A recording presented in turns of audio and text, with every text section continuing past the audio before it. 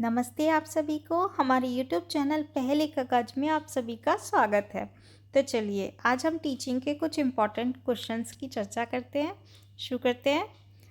पहला कथन है, समकालीन विधा में शिक्षक एवं अधिगमकर्ता दोनों ही एक ही समय में विद्यमान होते हैं। ये कथन बिल्कुल सही है। दूसरा कथन है, ऑनलाइन माध्यमों में अनुशिक्षकों के पास ज्ञान के प्रति पक्षपात और हठ धार्मिकता दिखाने का अवसर नहीं होता। तो ये कथन गलत है। तो कथन फर्स्ट सही है और सेकंड गलत है। तो इसका सही उत्तर होगा ऑप्शन सी। कथन फर्स्ट सही लेकिन सेकंड गलत। अगला प्रश्न पढ़ते हैं। गैर तकनीकी और गैर वैज्ञानिक निर्देश मॉडल्स के अंतर्गत निम्नलिखित में से कौन सा पाठाचार विकास निर्देश आते हैं? तो इसका सही उत्तर है खुली कक्षा मॉडल्स, रोजर का अंतर व्यक्तित्व निर्देश तथा विंगस्टीन और फेंटिटीन का मॉडल्स, यानी कि ए, सी और डी बिल्कुल सही है। ऑप्शन बी सही है, ए, सी, डी सही है। अगला प्रश्न पढ़ते हैं।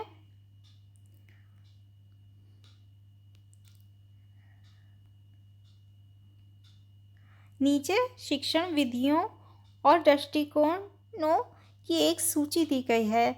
उनमें से कौन सा व्यक्तिगत दृष्टिकोण है ये बताना है इनमें से। तो इसका सही उत्तर है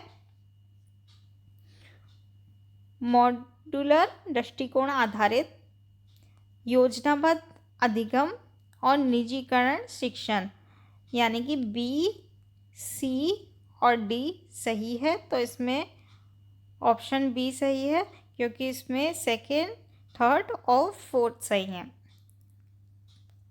अगला प्रश्न पढ़ते हैं आप। निम्नलिखित में से कौन सी शिक्षण रणनीतियाँ शिक्षार्थी केंद्रित होती हैं? जो शिक्षार्थी केंद्रित होती हैं उनके बारे में बताना है। तो वो इनमें से है, एक है पहली साइबरनेटिक्स और दूसरी है व्यवहारिक कार्य आधारित परियोजना। ए और डी बिल्कुल सही है, पहला ही ए और डी सही है। आगे पढ़ते हैं हम। अब दो कथन दिए गए हैं। पहला कथन है, शिक्षण के स्मृति स्तर का उद्देश्य विद्यार्थियों में तार्किक और समालोचनात्मक चिंतन को विकसित करता है। ये कथन बिल्कुल गलत है क्योंकि स्मृति स्तर तो प्रारंभिक चरण है जब विद्यार्थियों में तार्किक और चिंतन का विकसित नहीं होता। ये सिर्फ रटने पर जोर देता है। स्मृति स्तर में केवल याद करने पर जोर दिया जाता है। तो ये कथन गलत है। अगला कथन दूसरा है, शिक्षण के चिंतनशील स्तर को उद्देश्य में स्वतंत्र चिंतन और निर्णय लेने की क्षमता विकसित करनी होती है। ये कथन बिल्कुल सही है। चिंतनशील स्तर में छात्रों को स्वतंत्र चिंतन और निर्णय लेने की क्षमता को विकसित किया जाता है। तो कथन पहला गलत है लेकिन दूसरा सही है। तो ऑप्शन डी, कथन फर्स्ट गलत और सेकंड सही। अगला प्रश्न पढ़ते हैं। मेमोरी लेवल टीचिंग, यानी कि MLT, जिसे मेमोरी लेवल ऑफ टीचिंग कहा जाता है, के संबंध में निम्नलिखित में से कौन सा कथन गलत है ये बताना है। तो चार ऑप्शन दिए गए हैं जिसमें से बताना है। तो पहला है, स्मृति शिक्षण का प्रारंभिक चरण है, ये सही कथन है। दूसरा है, शिक्षण का स्मृति स्तर मुख्य रूप से प्रचलित सामाजिक आर्थिक स्थितियों पर निर्भर होता है, ये कथन बिल्कुल गलत है। तो बी कथन बिल्कुल गलत है। और ये पूछ रहा था क्वेश्चन कथन गलत कौन सा है, तो ऑप्शन बी सही माना जाएगा क्योंकि ये गलत है। अगला प्रश्न पढ़ते हैं। निम्नलिखित में से कौन सा विकास एक किशोर की आत्मचिंतनशील होने की क्षमता को प्रदर्शित करता है? इन चारों में से एक कौन सा है? तो वो पहला ही है, बौद्धिक विकास। बौद्धिक विकास द्वारा ही एक किशोर की आत्मचिंतनशील होने की क्षमता को प्रदर्शित किया जा सकता है। अब अगला प्रश्न पढ़ते हैं। कथन फर्स्ट क्या कह रहा है? वयस्क शिक्षार्थी अपने सीखने की जिम्मेदारी लेते हैं और अपनी गति और अपने तरीके से सीखना पसंद करते हैं। ये बात बिल्कुल सही है। वयस्क के शिक्षार्थी जो उम्र के होते हैं वो अपनी सीखने की जिम्मेदारी भी लेते हैं और अपनी गति और अपने तरीके से ही सीखना पसंद करते हैं। तो ये कथन फर्स्ट बिल्कुल सही है। अगला कथन क्या पढ़ते हैं?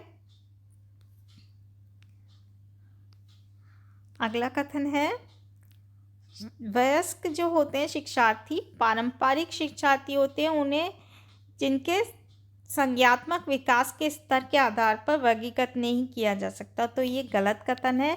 वर्गीकृत किया जा सकता है, इसलिए सेकंड कथन बिल्कुल गलत है। तो ऑप्शन सी सही होगा। कथन फर्स्ट सत्य है लेकिन कथन सेकंड गलत है। अगला प्रश्न पढ़ते हैं। निम्नलिखित में से किस किशोर की शिक्षार्थी विशेषताएं सकारात्मक परिणाम को सुनिश्चित करती हैं और शिक्षण सहायक सामग्रियों की प्रभावशीलता को प्रभावित करने की संभावना है? तो इसका सही उत्तर है ऑप्शन बी।